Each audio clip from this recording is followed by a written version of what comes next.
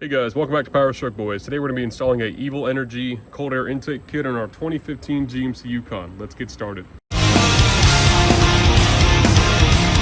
Alright you guys, want to start out by saying this is a sponsored video. Evil Energy reached out and they actually sent us a early release cold air intake kit for the 14 to 2018 Chevy/GMC pickup, Tahoe, Suburban, Silverado. They sent us a early release cold air intake kit. As of right now, recording this video, it's not released in the market. It's supposed to come out late September, so we actually have one of the first prototypes, which I'm very happy, very fortunate to be testing for Evil Energy, and we'll see how it fit. So I want to give you guys a quick overview of the stock intake box. You guys can see this big, ugly intake box. We have our stock MAF sensor, this big silencer or leaf box as it's referred to, and then we have our two PCV breather connections, all right? Illustrated, fully English install instruction kit, and this is everything it comes with. We'll go ahead and inspect everything here in a second. All right, you guys, so here's a complete unboxed kit you get from Evil Energy. Again, this fits the 2014 to 2018 Chevy/GMC 5.3 and 6.2 LS applications, all right? So we have our colored instructions, which is nice. You get this free little sticker. Starting with the air filter, this is a massive 6-inch filter. Actually might be bigger than that. I haven't measured. You guys can see how big this thing is. It comes with a stainless steel clamp. You get your pre-filter or your pre-screen for your air filter, which is a nice touch. You get your 2 hoses for your PCV reroute to reroute it back to the intake. You get your 3 silicone adapters.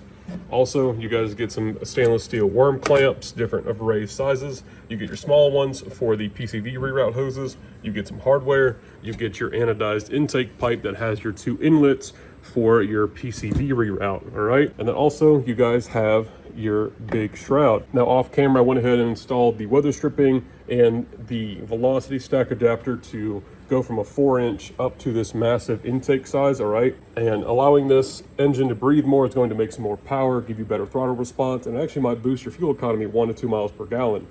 Now I'll show you guys how I assembled this, and also you guys get 2 stainless steel 10mm bolts to assemble your shroud. But without further ado, let's go ahead and get the stock one ripped out. All right, you guys, I want to give you some sound comparisons here. This is the stock intake.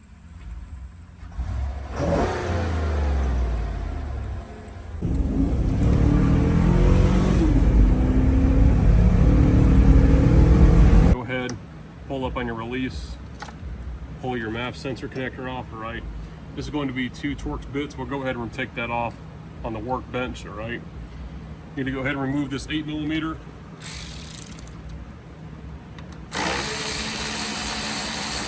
All right, and then go ahead and pull your 8mm off the intake at the throttle body. Go ahead, disconnect your PCV breather, push down the lock, pull out, all right? Then on the driver's side, push up on the bottom, push out, okay? Now just lift up and out. Pull your intake box out. Now this stock intake box here is just held in with 3 rubber grommets on the bottom. Okay, so be sure not to break the hoses or the bracket or anything. Now you guys can remove this bracket, but you have to take the whole shroud out. We're not gonna go ahead and do that. So we're just gonna kind of lift up out of here. Oh. There we go, from the bottom. There we are. And you guys can see we have all this open room now. This kit is designed to pull air through the fender and also up through the fender liner.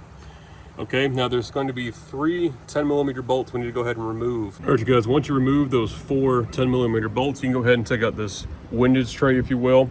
Okay, we're not going to be using this anymore, so you can go ahead and just set that to the side. All right, you guys, before we go ahead and install our shield, we need to go ahead and install our weather stripping and our velocity stack adapter, okay? So this velocity stack is going to sit on the inside like that, all right? And then we have our 2 bolt holes to line up with our little rib nuts on the back there. It comes with the hardware you guys need provided in this little baggie. So we have some stainless steel bolts. It's actually really nice. And they're flanged head. These look like they're going to be a 10mm. So we'll go ahead and just get these started by hand. And these are going in the plastic, so don't kill them. Just get a little snug.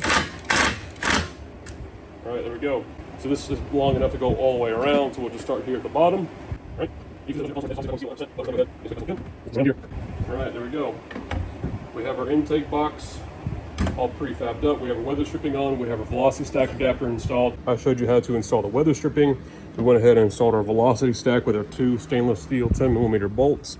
Now you can see we're going to be utilizing 3 bolts for 3 mounts. We have 2 here in the back, and then we have 1 here in the front. All right, you guys, so you can see how the weather stripping seals against the core support here. and we have our 2 bolts in the back. We have to go ahead and finesse to get it lined up. And then the inside one there will line up as well. You probably will have to bend this a certain which way to get this shroud to line up. All right, you guys, there's our shroud installed. It's a really nice kit, actually. That nice anodizing they put on there, I believe it is. Might even be a powder coat finish, but the weather stripping seal is nice, all right? You can see how mine lines up all the way around, okay? Then we come to the front here, all right?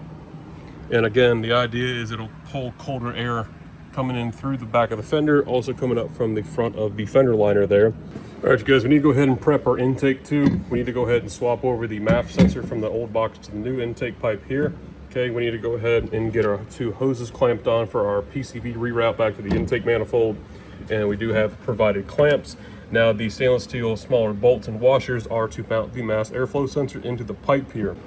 Torx T15 removed the stock Allen bolt to hold the mass sensor. There we go. You guys can see how long this guy is, okay? Now, if you guys want to go ahead and replace it, now's the time. Go ahead and hold on your stock hardware, but we're gonna go ahead and be using a new one.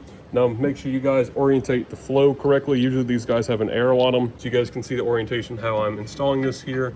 And really, you guys, I mean, you can't really put it backwards. I mean, you could, but you can see it doesn't line up. So obviously, they orientate the mount the correct way for the flow. All right, you guys, we're gonna be using a 2.5mm drive Allen. Get it installed and go ahead and tighten it down by hand. Our mass airflow sensor all installed. All right, you guys, we're gonna go ahead and install our driver side valve cover PCV reroute hose. Put it over the end of the hose, go ahead and slide it over. You don't have to use any lube or anything, just put it on dry, okay? Using a 6mm socket, we're gonna go ahead and tighten this guy down. All right, there we go. All right, you guys, now we're going to do the passenger side valve cover.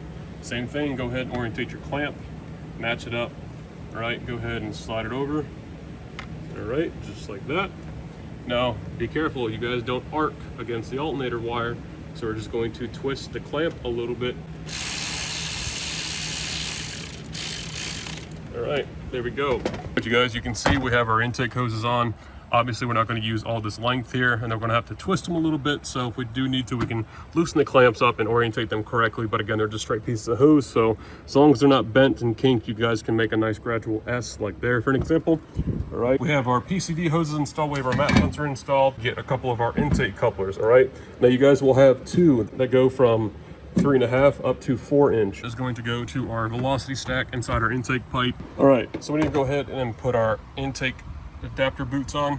We have a 4 inch down to a 3.5. We went ahead and tightened this clamp first. You need to go ahead and take your 3.5 to 3.5, slide it over the throttle body as such. Your 2 small clamps left over, we use that to install it on the throttle body. We will not be using this for this installation. Now, this is an early development kit, so the instructions are actually a little bit different. The parts are a little bit different than what the actual box comes with, at least for my packaging. All right, I want to just let you guys know. So the instructions that I have here are going to be different than what you guys originally see, and some of the parts in this install video might change from your guys' kit versus mine. They will use this video as feedback, and they will go back to the manufacturer and they will change things as accordingly.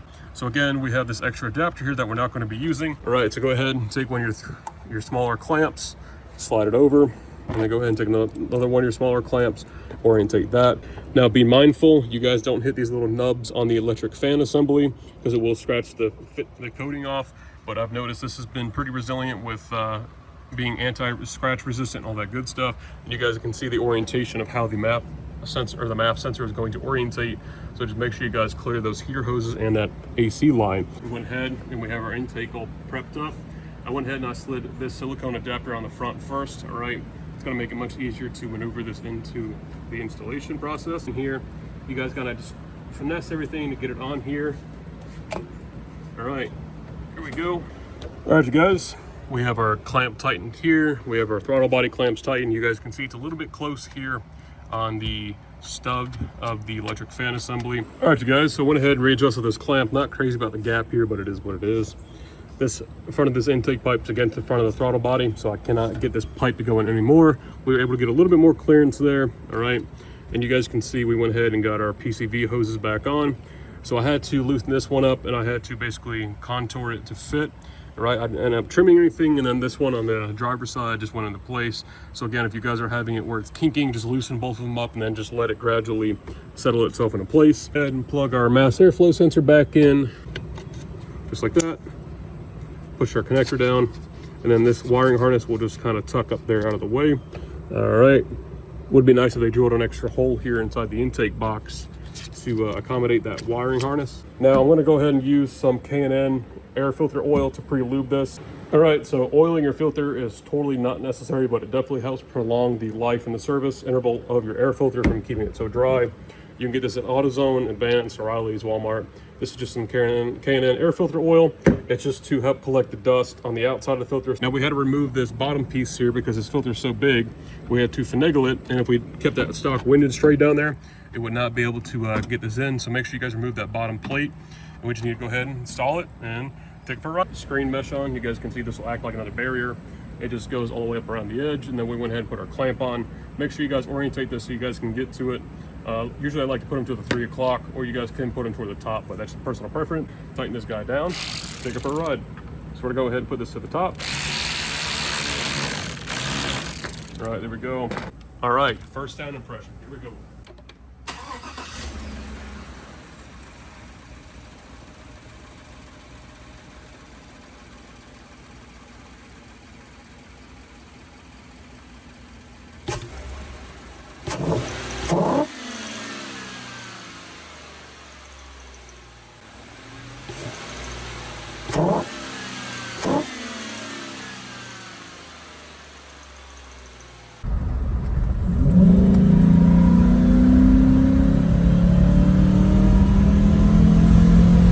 All right, you guys, that's installing an Evil Energy cold air intake kit on your 2015 GMC Yukon. Hope you guys enjoyed this video. Remember to leave a like, comment, subscribe. Make sure you guys click the notification bell. Again, thank you, and a big shout out to Evil Energy for sponsoring this video. We'll see you guys in the next one. Thanks for watching.